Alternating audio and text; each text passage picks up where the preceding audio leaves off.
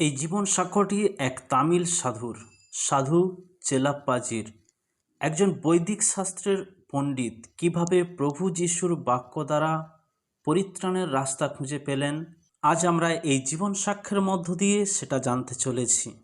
আমি আপনাকে প্রভু যীশু খ্রিস্টের মিষ্টি মধুর নামে স্বাগত জানাই। আসলে এটা কোনো আবিষ্কার নয়। একজন মানুষ হিসাবে আমি ঈশ্বরকে আবিষ্কার করতে পারি না। আমার নিজের বুদ্ধি দিয়ে আমি ঈশ্বর সম্পর্কে কিছুই জানতে পারি না। আমার কথা বলতে গেলে আমি যখন খুব ছোট ছিলাম তখন আমার পরিবারের ব্যাকগ্রাউন্ড সম্পর্কে আমার খুব বেশি একটা জানা নেই। কিন্তু একটা কথা আমার স্পষ্ট মনে আছে, যখন দ্বিতীয় বিশ্বযুদ্ধ চলছিল তখন আমরা ভীষণ দারিদ্রতার মধ্যে জীবনযাপন করছিলাম। তাই বেঁচে থাকার জন্য আমার বাবা মা এক স্থান থেকে অন্য স্থানে স্থানান্তরিত হতেন। একবার এমন হলো যে আমরা এমন একটি জায়গায় এলাম যেখানে আমার বাবা মা কাজ পেয়েছিলেন। আমরা সেখানে রাতে পৌঁছালাম। আমি ভোরবেলা দেখলাম অনেক মানুষ ঈশ্বরের শ্লোক উচ্চারণ করছে। যখন আমি বাইরে বের হলাম দেখলাম সেটি একটি বিখ্যাত হিন্দু পবিত্র স্থান। সেখানে একটি ছোট পাহাড় ছিল, আর সেই পাহাড়ের উপরে দুটি মন্দির ছিল। এছাড়াও আশেপাশে আরও কিছু মন্দির ছিল। আমি দৌড়ে সেখানে গেলাম এবং দেখলাম একটি বড় মন্দির। তখন পুরোহিত অনেক মানুষকে প্রসাদ দিচ্ছিলেন। আমিও এক মুঠো ভাত পেয়েছিলাম। সেটা আমার কাছে খুবই সুস্বাদু মনে হয়েছিল, আর তাই আমি প্রতিদিন সেখানে যেতে শুরু করলাম। পুরোহিত যে সমস্ত প্রার্থনা করতেন আমি সেগুলো শুনতাম, মুখস্থ করতাম এবং আবৃত্তি করতাম। পুরোহিত আমার প্রতি খুব আগ্রহী হয়ে উঠলেন। তিনি একদিন আমাকে জিজ্ঞাসা করলেন আমি কি তার সঙ্গে মন্দিরে কাজে সাহায্য করতে পারি। আমি আনন্দের সঙ্গে রাজি হলাম, কারণ আমি ভেবেছিলাম এতে অন্তত দিনে দুবার খাবার পাবো। আমি ধীরে ধীরে তার কাছ থেকে মন্ত্র শেখার জন্য আরও আগ্রহী হয়ে উঠলাম। তখন আমার বয়স প্রায় 9 বছর।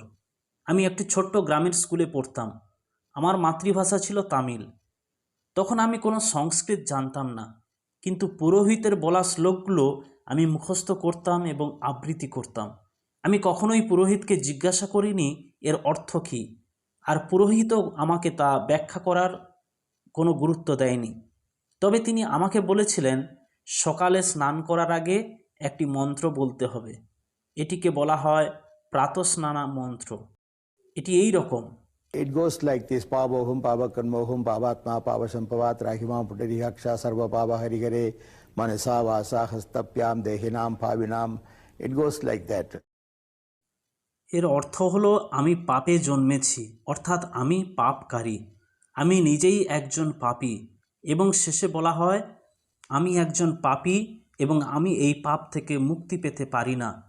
যিনি আমার মধ্যে বাস করেন সর্ব পাপ হরি হরে, হে প্রভু আমাকে সমস্ত পাপের বন্ধন থেকে মুক্ত করুন। এখানে শুধু হরি বলা হয়েছে, যার অর্থ ঈশ্বর। এটি কোনো নির্দিষ্ট হিন্দু ঈশ্বর, খ্রিস্টান ঈশ্বর বা মুসলিম ঈশ্বরকে বোঝায় না।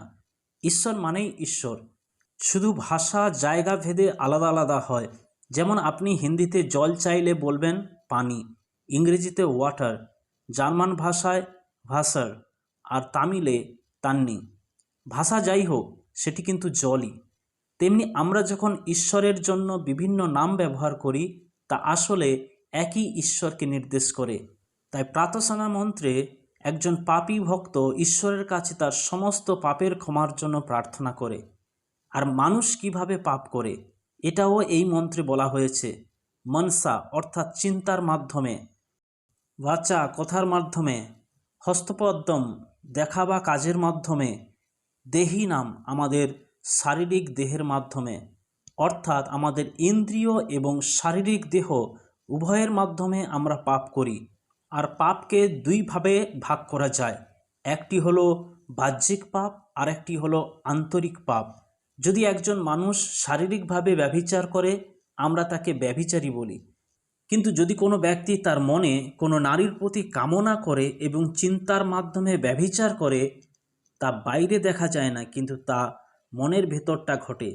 তাই আমরা শুধু কাজ দেখে কাউকে পাপী বলতে পারি না, তাকে নিজেই তা উপলব্ধি করতে হবে।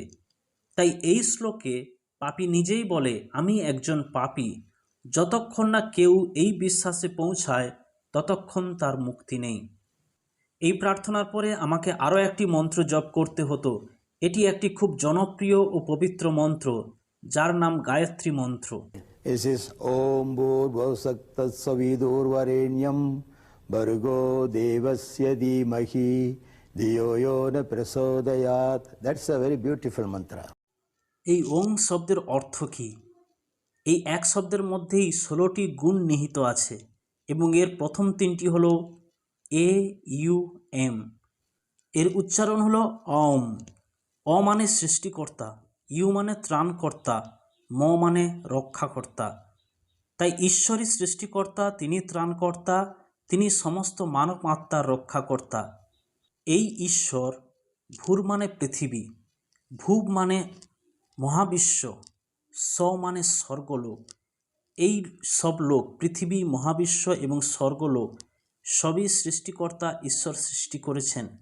এই ঈশ্বর হলেন উজ্জ্বল আলো এবং যিনি আমাদের হৃদয়কে তাকে চিন্তা করতে উদ্বুদ্ধ করেন, আমরা যেন তার উপর ধ্যান করি। তিনি আমাদের হৃদয় আকৃষ্ট করেন যাতে আমরা তাকে ধ্যান করি, যিনি আমাদের ভিতরে এই অনুপ্রেরণা জাগান। এই গায়ত্রী মন্ত্রের অর্থ আমি তখন জানলাম যতক্ষণ না আমি সংস্কৃত শিখতে পেরেছি। কিন্তু আমি মন্দিরে এটি জপ করতাম, কারণ আমি পুরোহিতকে বলতে শুনতাম এবং যখন তিনি ফুল নিবেদন করার সময় মন্ত্র পাঠ করতেন, সেটিকে বলা হয় সহস্রনামাবলী, অর্থাৎ ঈশ্বরের হাজার নাম। এর মধ্যে কিছু নাম খুবই সুন্দর, আমি এখনও কিছু মনে করতে পারি, যেমন জয় নম, ওম শ্রী প্রজায় নম। এই নম শব্দগুলো উচ্চারণ করতেও খুব সুন্দর লাগে, কিন্তু অনেক সময় আমি পুরোহিতকে জিজ্ঞাসা করিনি এর অর্থ কী। আজও অনেক মানুষ সাহস করে না জানতে পুরোহিত যা বলেন তার মানে কী, এবং অনেক পুরোহিতও তা ব্যাখ্যা করতে পারে না। মানুষ শুধু মনে করে পুরোহিত কিছু মন্ত্র বলবে, সেটাই যথেষ্ট। আমি যখন স্কুলে অষ্টম শ্রেণীতে পড়ছি, তখন আমাকে তামিল বা সংস্কৃত ভাষা বেছে নিতে বলা হয়েছিল। আমি সংস্কৃত বেছে নিয়েছিলাম। আমি বিভ্রান্ত হয়ে গিয়েছিলাম, আমি আসলে কার কাছে প্রার্থনা করছি। প্রথম নামাবলীতে বলা হয় ওং শ্রী ব্রহ্মপুত্রায় নম। ব্রহ্মা মানে সৃষ্টিকর্তা, পুত্র মানে পুত্র, অর্থাৎ হে সৃষ্টিকর্তার পুত্র, আমি তোমার নামের প্রশংসা করি। আপনি বলতে পারেন ঐশ্বপুত্র বা ঈশ্বরপুত্র। কেউ প্রশ্ন করতে পারে, ঈশ্বরের কি পুত্র থাকতে পারে? আসলে ঈশ্বরের কোনো পুত্র নেই, ঈশ্বরের কোনো স্ত্রীও নেই। এই বিষয়গুলো শুধুমাত্র পুরাণে দেখা যায়। পুরাণ মানে মানুষের তৈরি কাহিনী। আমাদের ধর্মে অনেক পুরাণের গল্প রয়েছে। এরপর বলা হয় ওং শ্রী উমাতায় নম। উমা মানে শক্তি, যাকে আমরা পবিত্র আত্মা বা ঈশ্বরের শক্তি বলি। ভারতে আমরা সবসময় শক্তিকে একজন নারী রূপে কল্পনা করি, কিন্তু শক্তি এবং ঈশ্বর দুইজনেই এক, তারা একই সত্তা। তাই আমরা তাকে আংশিক পুরুষ এবং আংশিক নারী বলি। দক্ষিণ ভারতে একটি দেবতার নাম আছে অর্ধনারীশ্বর, যার অর্থ আংশিক পুরুষ এবং আংশিক নারী। এই সমস্ত বিষয় যখন আমার মনে আসতে শুরু করলো, তখন আমি ভাবতে লাগলাম আমি আসলে কাকে এই শ্লোকগুলো বলছি। আমি বলি মহাদেবায় নম, অর্থাৎ দেবতাদের প্রভুকে প্রণাম, অথবা বৃক্ষশূল আরূঢ়ায় নম, অর্থাৎ যিনি একটি গাছের মতো ত্রিশূলে নিজের দেহ উৎসর্গ করেছেন, ঠিক একটি ক্রুশের মতো, যাকে আপনি শূল বা ত্রিশূল বলেন। যদি তার দুই পাশে বাঁকানো হয় তবে তা দেখতে ক্রুশের মতো লাগে, কিন্তু এটি আসলে একটি মন্ত্র যা কাউকে হত্যা করার জন্য ব্যবহার করা হয়। যিশুকে ক্রুশে হত্যা করা হয়েছিল। এটি পূজা করার বস্তু নয়, বরং এটি এমন একটি যন্ত্র যা কারোর জীবন নেওয়ার জন্য ব্যবহৃত হয়। শুরুতে আমি এই বিষয়গুলো জানতাম না, কিন্তু যত দিন বা বছর পেরোতে লাগলো আমার মনে অনেক প্রশ্ন আসতে শুরু করলো। আমার গুরুজি, যিনি আমাকে ঋগ্বেদ শিখিয়েছিলেন, আমি প্রায় ঋগ্বেদের 10টি মণ্ডলী শেষ করেছি, কিন্তু ঋগ্বেদের কোথাও আমি আজকের দিনে যেসব দেবদেবীর পূজা করা হয় তাদের নাম খুঁজে পাইনি। যদি কোনো নাম থেকে থাকে তা হলো প্রজাপতি বা পুরুষ। কিছু জায়গায় তাকে মেষবল ভগবান বলা হয়েছে। এগুলো এমন কিছু নাম যা আমরা এখন আর খুব একটা খুঁজে পাই না। ঋগ্বেদের একেবারে শুরুতেই লেখা আছে অগ্নি, বায়ু, বরুণ এবং ইন্দ্র এরা ঋগ্বেদের প্রধান দেবতা। তাহলে আজকের দিনে কেন এই দেবতাদের এত গুরুত্ব দেওয়া হয় না? আজ যেসব দেবতাদের পূজা করা হয় তাদের মধ্যে অনেককেই আপনি ঋগ্বেদে একেবারেই পাবেন না। তাই আমি নিজের মধ্যে প্রশ্ন করতে থাকলাম। আমি পুরোহিতকে জিজ্ঞাসা করতে ভয় পেতাম, কারণ কখনো তিনি আমার উপর রাগ করতে পারেন, আর তাতে আমার প্রতিদিনের খাবারও বন্ধ হয়ে যেতে পারে। একজন ব্যক্তি আমাকে উৎসাহিত করেছিলেন কঠোপনিষদ এবং বৃহদারণ্যক উপনিষদ পড়তে। এগুলো সত্যি খুব সুন্দর। বৃহদারণ্যক উপনিষদে একজন সাধুর সুন্দর প্রার্থনা রয়েছে, আসতোমা সদ্গমায় তমসোমা জ্যোতির্গমায়া মৃত্যুমা অমৃতঙ্গমায়া। আসতোমা সদ্গমায়, যার অর্থ হলো আমাকে অসত্য থেকে সত্যের দিকে পরিচালিত করো, অসত্য থেকে সত্যের দিকে। তারপরে বলা হয়েছে তমসমা জ্যোতির্গময়া, অন্ধকার থেকে আলোতে নিয়ে চলো, মৃত্যু মা অমৃতাঙ্গময়া, মৃত্যু থেকে অনন্ত জীবনের দিকে নিয়ে চলো। এই প্রার্থনা ঈশ্বরের কাছে করা হয়েছে, কিন্তু আমরা জানি না কোন ঈশ্বরের কাছে, কারণ ঋগ্বেদের সময় কোনো সংগঠিত ধর্ম ছিল না, এবং যারা ঋগ্বেদ লিখেছিলেন সেই ঋষিরাও কোনো নির্দিষ্ট ধর্ম, দেবতা বা দেবীর কথা উল্লেখ করেননি। শুরুতে তারা নেচার বা প্রকৃতিকেই ঈশ্বর মনে করত, কিন্তু প্রশ্ন ছিল ঈশ্বর কে হতে পারেন? ঋষিরা সেই সত্যকে খুঁজে পেয়েছিলেন, এবং শেষ পর্যন্ত ঋগ্বেদের 10ম মণ্ডলে তারা এই সিদ্ধান্তে পৌঁছালেন যে প্রজাপতি পূজার যোগ্য ঈশ্বর। প্রজা মানে মানুষ, আর পতি মানে প্রভু, তাই তাকে বলা হয় মানুষের প্রভু। এবং ঋগ্বেদের 10ম মণ্ডলে একটি অংশ আছে যাকে বলা হয় পুরুষ সূক্ত, অর্থাৎ পুরুষ সূক্ত সেই ঈশ্বর যার 1000 মাথা, 1000 চোখ এবং 1000 পা আছে, তিনি এই বিশ্ব সৃষ্টি করেছেন। তাহলে কি আমরা বিশ্বাস করতে পারি যে ঈশ্বরের সত্যি 1000 মাথা আছে? এটি আসলে একটি আধ্যাত্মিক অর্থ বহন করে। আমাদের একটি মাথাতে এত জ্ঞান থাকে, তাহলে ঈশ্বরের যদি 1000 মাথা থাকে, তাহলে তিনি জ্ঞানের উৎস এবং জ্ঞানের কর্তৃত্ব করেন। এরপরে বলা হয়েছে 1000 চোখ, যদি তার 1000 মাথা থাকে তাহলে তার 2000 চোখ হওয়া উচিত। কিন্তু এখানে সংখ্যা গণনা করার উদ্দেশ্যে নয়, বরং বোঝানো হয়েছে তিনি সর্বত্র দেখতে পারেন, তিনি সর্বজ্ঞ, অমনিসিয়েন্ট। আবার বলা হয়েছে 1000 পা, আমরা 2 পা দিয়ে সর্বত্র চলাফেরা করি, এর মানে ঈশ্বর সর্বত্র যেতে পারেন, তিনি সর্বব্যাপী, অমনিপ্রেজেন্ট। তাই এই সর্বশক্তিমান, সর্বব্যাপী, সর্বত্র বিরাজমান ঈশ্বরই বিশ্ব সৃষ্টি করেছেন। এখন গুরুত্বপূর্ণ বিষয় হলো পুরুষ সূক্তের 1ম শ্লোকে বলা হয়েছে সব কিছু সৃষ্টি করার পর সেই একই ঈশ্বর নিজেকে সীমাবদ্ধ করেছেন 10 আঙ্গুলে, অর্থাৎ তিনি নিজেকে মাত্র 10 আঙ্গুলের পরিমাণে সীমাবদ্ধ করেছেন, অর্থাৎ তিনি নিজেকে খুব ছোট করে সীমাবদ্ধ করেছেন। তাই ঈশ্বরকে মানুষের রূপ নিতে হয়। কেন? ঈশ্বর কেন মানুষের রূপে আসবেন? সামবেদে একটি সুন্দর শ্লোক আছে যেখানে বলা হয়েছে প্রজাপতি মানুষের দেহ ধারণ করবেন, তিনি নিজেকে উৎসর্গ করবেন পাপের ক্ষমার জন্য। যখন আমি ঋগ্বেদে এই বিষয়গুলো দেখলাম, আমি খুবই বিভ্রান্ত হয়ে পড়লাম।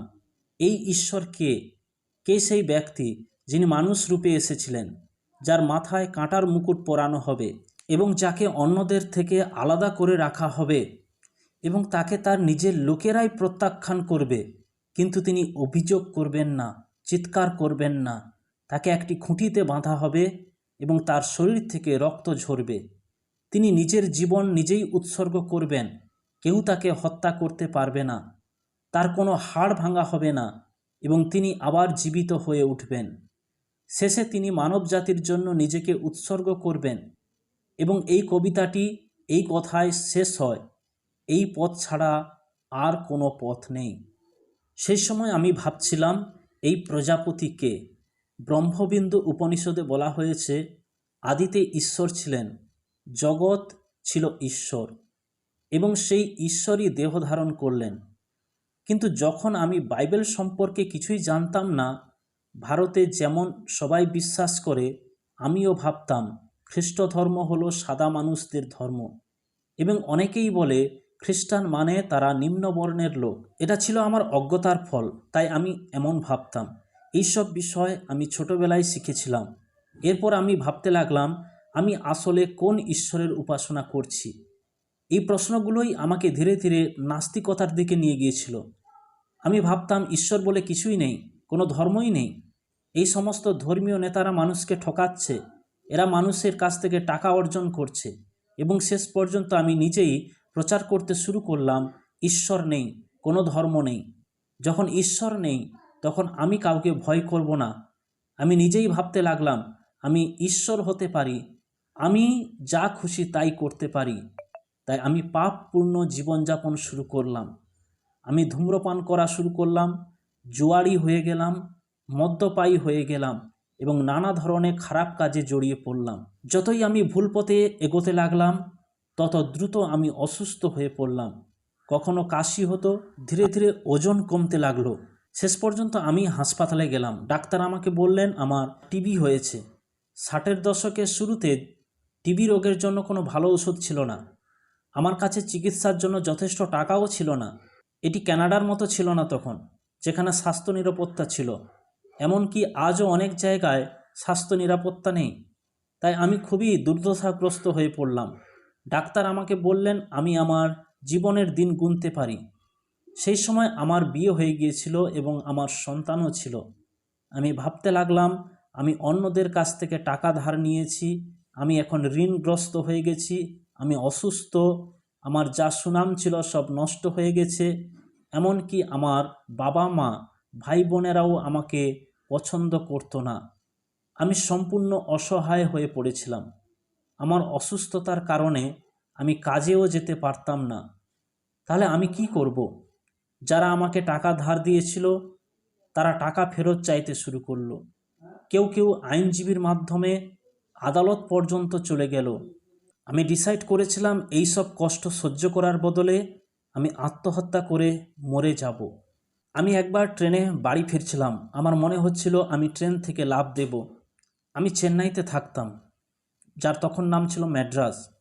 আর আমি যখন ট্রেনের দরজার মুখে দাঁড়িয়ে এইরকম ভাবছিলাম, তখন আমি দরজার পাশে একটা আওয়াজ শুনতে পেলাম। একটা শব্দ ভেসে এলো। এটি ঈশ্বরের কণ্ঠ ছিল না, কোনো একজন মানুষ কোথাও প্রচার করছিল। আমি দূর থেকে দেখলাম আলোয় ভরা একটি জায়গায় অনেক লোক বসে আছে। সেই কথাগুলোর মাত্র অল্প অংশ আমার কানে এলো। কথাগুলো এই রকম ছিল, যে তার পাপ লুকায় সে কখনোই ক্ষমা পাবে না। এইটুকু আমি শুনতে পেয়েছিলাম। আমি ভাবলাম, আত্মহত্যা করার ঠিক সেই মুহূর্তে কেন এমন কথা আমার কানে এলো? আমি পরের স্টেশনে নেমে পড়লাম এবং রেল লাইনের পাশ দিয়ে হেঁটে সেই জায়গায় পৌঁছালাম যেখানে আমি সেই কণ্ঠ শুনেছিলাম। সেখানে একটি খ্রিস্টীয় সুসমাচার সভা হচ্ছিল। আমি তাদের কাছে যেতে চাইনি, কারণ আমি ভাবতাম যীশুখ্রিস্ট একজন বিদেশি ঈশ্বর এবং খ্রিস্টানরা নিম্নবর্ণের মানুষ। তাই আমি একটি গাছের ছায়ায় দাঁড়িয়ে রইলাম, যেন কেউ আমাকে দেখতে না পায়। তখন হঠাৎ প্রচারক তার হাত আমার দিকে নির্দেশ করে বললেন, হে যুবক, তুমি কেন নিজেকে হত্যা করতে চাইছো? এটা কি তোমার পাপের কারণেই নয়? ঈশ্বর তোমাকে সুন্দরভাবে সৃষ্টি করেছেন। তিনি তোমাকে একটি ভালো পরিবার দিয়েছেন, ভালো সন্তান, স্ত্রী এবং একটি ভালো কাজও দিয়েছেন। কিন্তু তুমি সব কিছু অপচয় করছো। এখন তোমার জীবন তিক্ত হয়ে গেছে, তাই তুমি মরতে চাও। তিনি যখন এসব বলছিলেন, আমি ভাবছিলাম, এই লোকটি কে? সে কিভাবে আমার মনের কথা জানে? সে কি কোনো জাদুকর?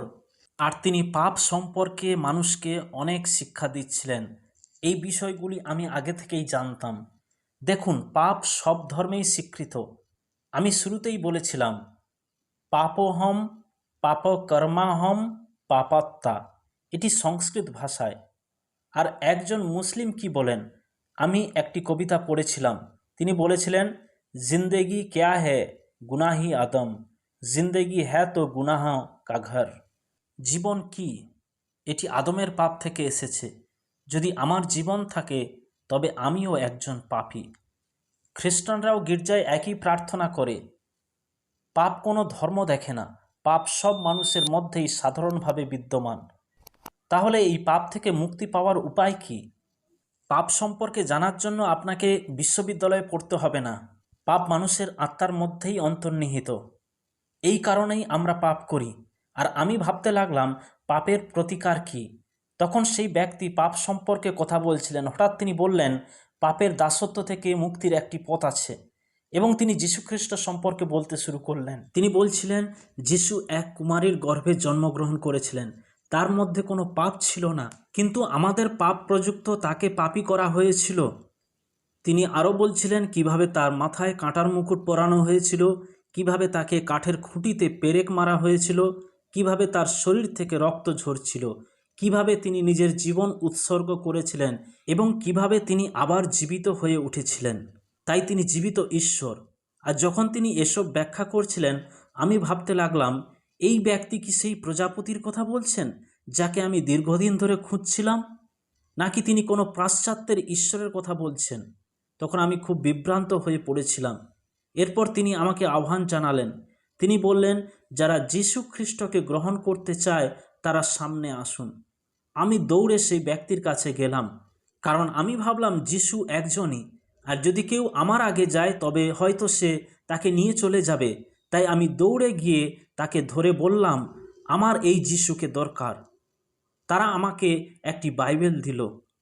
তারা আমার সঙ্গে ধর্মতাত্ত্বিকভাবে কথা বলছিল, কিন্তু আমি বাইবেল জানতাম না। আমি তাদের সঙ্গে দর্শনের ভাষায় কথা বলছিলাম, যা আমি আমার বৈদিক শাস্ত্রে শিখেছিলাম। কিন্তু আমরা কেউ কোনো কনক্লুশনে পৌঁছতে পারিনি।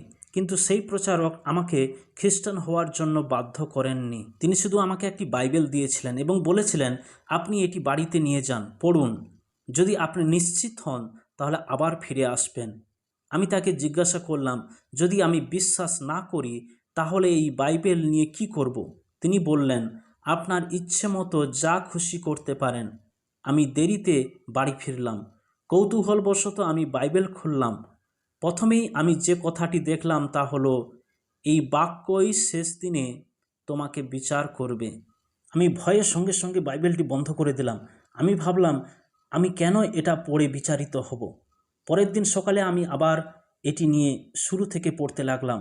আমি প্রথম বইটি শেষ করলাম। কিছু গল্প পড়ে বেশ আগ্রহজনক লাগলো, কিন্তু যখন আমি দ্বিতীয় ও তৃতীয় বইয়ে গেলাম তখন আমি অনেক প্রশ্নের উত্তর পেতে শুরু করলাম, যেগুলো আজ আমরা হিন্দু ধর্মে পালন করি। আমি একটি প্রশ্নের মুখোমুখি হয়েছিলাম, বাইবেল আগে না হিন্দু শাস্ত্র আগে? হিন্দু শব্দটি আসলে কোনো ধর্মের নাম নয়, এটি একটি দেশের নাম। আর হিন্দু ধর্ম কোনো একক ধর্ম নয়, এটি বিভিন্ন মতবাদের সমষ্টি। হিন্দু ধর্মের মধ্যে শৈববাদ, বৈষ্ণববাদ, আর্যবাদ রয়েছে, এমন আরও অনেক মতবাদ রয়েছে। এইসব মতবাদ একত্রে মিলিয়ে পাশ্চাত্যের মানুষ এটিকে হিন্দুইজম নাম দিয়েছে। এটা শুধু আমার কথা নয়, দক্ষিণ ভারতের মহান শঙ্করাচার্য এ বিষয়ে বলেছেন। তিনি আমাদের দেশের অন্যতম শ্রেষ্ঠ আচার্য। তখন আমি ভাবতে শুরু করলাম, যীশুখ্রিস্টই পুরাতন নিয়মের প্রকাশ, এবং যদি তিনি পুরাতন নিয়মের পরিপূর্ণতা হন তাহলে ভারতের সংস্কৃতি ও শাস্ত্রগুলো পুরাতন নিয়মের প্রতিফলন বা অনুকরণ।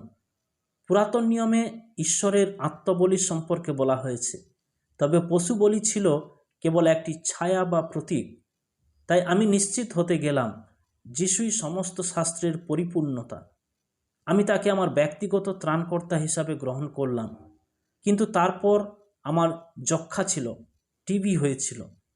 কিছু লোক আমাকে জিজ্ঞাসা করত, খ্রিস্টান হয়ে কী লাভ হলো? তুমি তো এখনও টিবিতে আক্রান্ত। আমি তাদের বলতাম, আমি যিশুকে গ্রহণ করেছি শরীরের সুস্থতার জন্য নয়, বরং আমার আত্মার মুক্তির জন্য। তিনি আমার পাপকে ক্ষমা করেছেন, তাতেই আমি সন্তুষ্ট। সুস্থ শরীর নিয়ে পাপী হয়ে মরে যাওয়ায় কী লাভ আছে? অনেক ধন সম্পদ নিয়ে পাপী হয়ে মারা যাওয়ায় বা কী লাভ আছে? তাই আমি বাইবেল পড়তে থাকলাম। আমি কিছু গির্জা সভায় যেতাম। একদিন যখন আমি গীতসংহিতা 107 পড়ছিলাম, সেখানে লেখা ছিল, মূর্খরা নিজেদের অন্যায়ের কারণে অসুস্থ হয়ে পড়ে। তখন আমি বুঝলাম, আমি যিশুকে গ্রহণ করেছি, কিন্তু আমার নিজের মূর্খতার কারণেই আমি ধূমপান শুরু করেছিলাম। কেউ আমাকে জোর করে সিগারেট ধরায়নি, আমি নিজেই এতে প্রবেশ করেছিলাম। স্বেচ্ছায় আমি ধূম্রপান বেছে নিয়েছিলাম। এত বিজ্ঞাপন আছে, ধূমপান করবেন না, এমনকি সিগারেট প্যাকেটেও লেখা থাকে। আমরা শিক্ষিত হয়েও মূর্খের মতো আচরণ করি। তখন আমি ভাবলাম আমি একজন মূর্খ, আমার মূর্খতার কারণেই আমি অসুস্থ হয়েছি। এর পরের বাক্যে লেখা ছিল, ঈশ্বর তার বাক্য পাঠালেন এবং তাদের সুস্থ করলেন। আমি এটিকে যুক্তিগতভাবে বিশ্বাস করলাম। তখন আমি বিশ্বাসের মানুষ ছিলাম না, কিন্তু যুক্তির মাধ্যমে আমি তা গ্রহণ করলাম, কারণ ঈশ্বরের বাক্যই নিজে ঈশ্বর। সেই দিন রাতে আমি খুব ভালো ঘুমালাম। প্রতি ভোরে যখন আমি ঘুম থেকে উঠতাম, আমার কাশি হতো এবং কফে রক্ত থাকতো। কিন্তু সেই দিন সকাল 8টা পর্যন্ত আমি বিছানায় ছিলাম। আমার স্ত্রী এসে আমাকে ঝাঁকিয়ে দিলেন। আমি বললাম, আমার ঘুম ভাঙালে কেন? তিনি জিজ্ঞাসা করলেন, তুমি কি এখনও বেঁচে আছো? কারণ প্রতিদিন সকালে আমার কাশি হতো, কিন্তু সেই দিন তিনি কোনো শব্দ শোনেননি। তাই ভেবেছিলেন আমি হয়তো মারা গেছি। একজন সাধারণ যুক্তিগত বিশ্বাসের মাধ্যমেই ঈশ্বর আমাকে সুস্থ করেছিলেন। তাই ঈশ্বর একজন আরোগ্যদাতা। কিছু মানুষ শুধু যিশুর কাছ থেকে শারীরিক সুস্থতা চায়, কিন্তু তারা আত্মার সুস্থতা চায় না। কিন্তু যদি আত্মা সমৃদ্ধ হয়, তবে সব কিছুই সমৃদ্ধ হবে। প্রথমে পাপের ক্ষমা প্রয়োজন, তাহলে সব কিছু আশীর্বাদ প্রাপ্ত হবে। আমি আপনাদের সবাইকে বলবো, যে কেউ সুস্থতা পেতে চায় তাদেরকে বুঝতে হবে তাদের আত্মা ইতিমধ্যে অসুস্থ। বাইবেল বলে তোমার আত্মা যেমন উন্নতি লাভ করে, তেমনি তুমি সব কিছুতে উন্নতি লাভ করবে। এটি ছিল আমার জীবনের দ্বিতীয় অলৌকিক ঘটনা। প্রথম অলৌকিক ঘটনাটা ছিল জীবনের পরিবর্তন, অর্থাৎ পাপের ক্ষমা। আমি আমার পাপের জন্য 1967 সালে 14ই মে মরে গিয়েছিলাম। সেই দিনটি আমি কখনো ভুলতে পারি না, কারণ সেটি ছিল আমার জীবনের নতুন দিন। সেই দিন যিশু আমার পাপ ক্ষমা করেছিলেন। আমি আমার জীবন তার হাতে সমর্পণ করেছিলাম এবং আজও তিনি আমাকে সাহায্য করেন যেন আমি আমার জীবনে আর পাপ না করি। এটি সম্ভব হয় বাইবেল পড়ার মাধ্যমে। এই বাইবেল আমাকে শিক্ষা দেয়, আমার আত্মাকে নতুন করে গড়ে তোলে, আমার মনকে নবায়ন করে, আমার দৈনন্দিন জীবনকে পরিবর্তন করে। তাই এর প্রতিটি বাক্য আমার জন্য জীবন স্বরূপ। প্রিয় শ্রোতারা, আপনাদের বুঝতে হবে খ্রিস্ট ধর্ম আসলে কোনো ধর্ম নয়। যেমন হিন্দু ধর্ম, বৌদ্ধ ধর্ম, জৈন ধর্ম, তাওবাদ, কনফুসিয়ানবাদ, অনেক বাদ আছে। কিন্তু কেউ খ্রিস্টিয়ানিজম বলে না, বলা হয় খ্রিস্টিয়ানিটি, খ্রিস্টীয় জীবন। এটি ঈশ্বরের সঙ্গে একটি জীবন্ত অভিজ্ঞতা। এর জন্য প্রথমে আপনাকে নিজের পাপপূর্ণ জীবন উপলব্ধি করতে হবে। তারপর সেই পাপ যীশু খ্রিস্টের কাছে স্বীকার করতে হবে। আপনাকে বিশ্বাস করতে হবে যে তিনি আপনার পাপের জন্য মৃত্যুবরণ করেছেন। এরপর মানুষ ও ঈশ্বরের মধ্যে সম্পর্ক পুনঃস্থাপিত করতে হবে। তখন ঈশ্বর আপনাকে পরিত্রাণের আনন্দ দান করবেন। একবার সেই আনন্দ আপনার জীবনে এলে আপনি আর আগের তিক্ততা অনুভব করবেন না। এটাই পাপের বন্ধন থেকে মুক্তি। একবার আপনি মুক্ত হলে আপনি অন্য বন্ধন থেকেও মুক্ত হবেন। দেখুন, আমি অসুস্থতা থেকে মুক্তি পেয়েছি। তারপরে আমি আর কখনো অসুস্থ হয়ে বিছানায় পড়ে থাকিনি, কারণ আমি প্রতিদিন ঈশ্বরের বাক্য গ্রহণ করি। ঈশ্বর আমাকে ঋণের বন্ধন থেকেও মুক্ত করেছেন। এর মানে এই নয় যে ঈশ্বর আমাকে টাকা দিয়েছেন, বরং আমি অপ্রয়োজনীয় খরচা বন্ধ করেছি। আমি ধার নেওয়া বন্ধ করেছি। আমি বাইবেলের নির্দেশ অনুযায়ী জীবনযাপন শুরু করেছি। ফলে আমি আমার সব ঋণ শোধ করতে পেরেছি। এখন ঈশ্বর আমার পরিবারকে আশীর্বাদ করেছেন। ঈশ্বর সর্বদা আশীর্বাদ দানকারী। তিনি কখনো কাউকে অভিশাপ দেন না, কেবল শয়তানি মানুষকে অভিশাপ দেয়। কিন্তু ঈশ্বর নিজেই সেই অভিশাপ নিজের উপর তুলে নিয়েছেন এবং তিনি আপনাকে পাপের বন্ধন থেকে মুক্তি দেন। তিনি আপনার জীবনে তার আনন্দ দান করেন। আমার এই সাক্ষ্য শোনার জন্য আপনাদেরকে অসংখ্য ধন্যবাদ। ঈশ্বর আপনাদের সকলের মঙ্গল করুক। আমিন।